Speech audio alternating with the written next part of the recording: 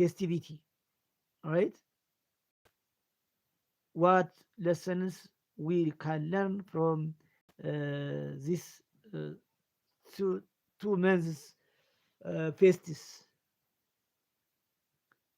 ታንክ ዩ። እንግዲህ በሁለት ወር ጾም ጊዜያችን ምን ምን ስነ ልቦናዊ እይታን ተምረንበታል? ከስነ ልቦና እይታ ምን ይመስላል ብለን እያየንበት ጊዜ ነበረ።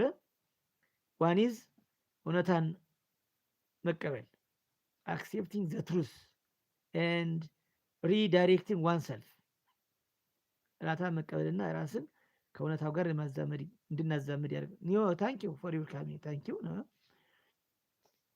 ኦልራይት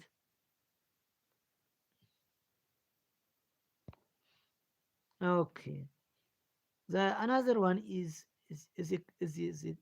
a sign of it is an opportunity to be have to become great or become resilient and perseverance